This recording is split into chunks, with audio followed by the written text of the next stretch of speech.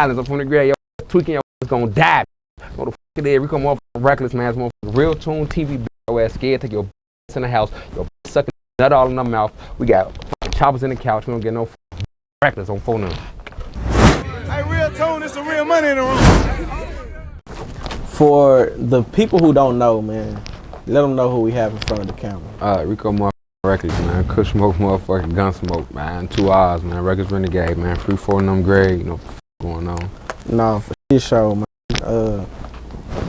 Man, Rico, bro, like, before we even get started, because I think you one of those people who everybody know where you from.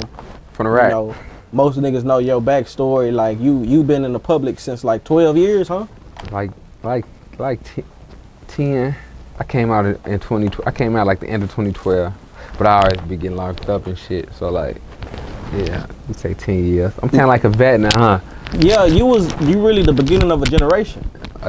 Yeah, like we literally a generation. Like nah, for real. Like the new wave. Yeah. Like, yeah, I feel like our culture impacted it a lot. I feel like the culture impacted a lot of the shit that's going on right now. Chicago culture. Us being young and loose as hell like that, doing anything, then maybe kind of like influence people in a good way, in a bad way, same. Why you say that? Man, these shorties real wild. These shorties nowadays, like I feel like nowadays the shorties wild. Yeah. I feel like, well, we used to be, I can't say we used to be wilder back in the day, but it was just different because it wasn't getting documented as much. Now it's getting documented. So it's like now you see more wild shit than you do then because of the documentation. Niggas recorded a lot. Niggas got this shit on film. So it's like, it's wilder. Yeah, who do you think played a bigger role as far as documentation on Chicago? Like far as like filming it? Yeah, like I'm gonna give you the option. But yeah, filming. Not just filming though. But commentary. You gotta talk interviews. So, I would say, Say Cheese, Akademics, or ZackTV. Keep it gangster. Well, Zach used to be in the hood, and he died behind that shit. So I say Zach gave everybody a platform because he got to bring it to, like, if niggas want to get recorded, Zach recorded your ass and like showed the world.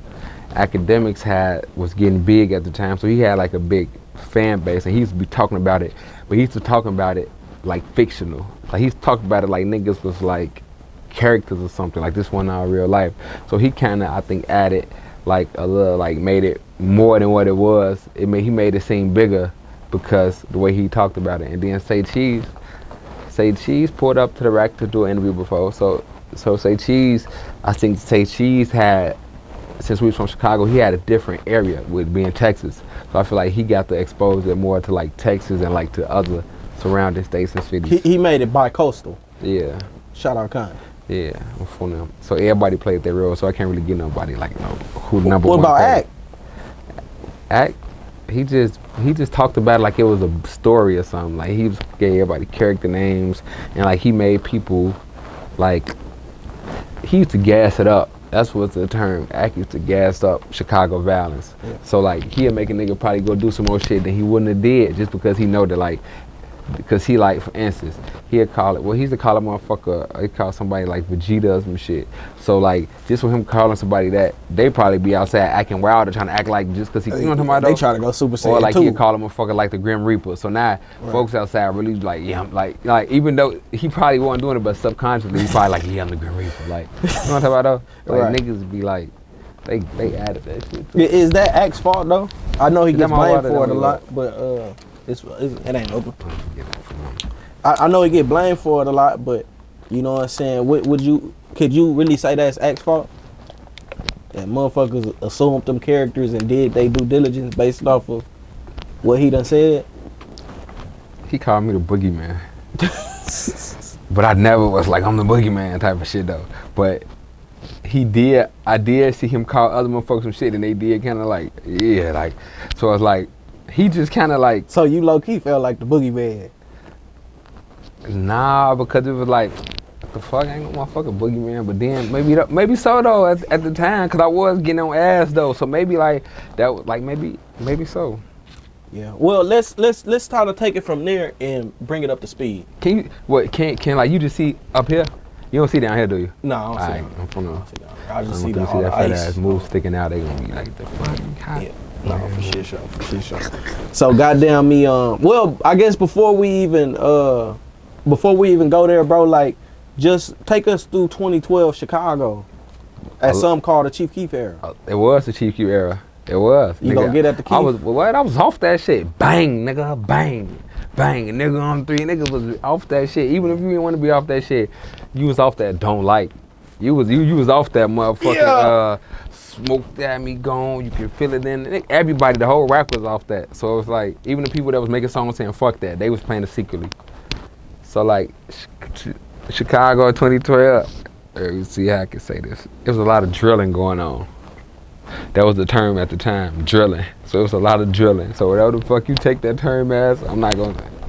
It was a lot of drilling going on. Niggas was really drilling for real. They're gonna get your ass up out of here in 2012, boy. A lot of people credit Chief Keef for taking the rap to where he took it, but many people also credit JoJo for coining the phrase BDK, which kind of just changed the whole dynamic of things. Okay, so like, it was just cause I think, I'm trying to see how I can phrase this. It was some gang banging shit. That was some gang banging ass shit. It was like, cause they was BDs, folks them was GDs, so it was like they was GDK, so folks them had to get that BDK. So me, I was the 5, like I was the Femball. I was out there with like Modem.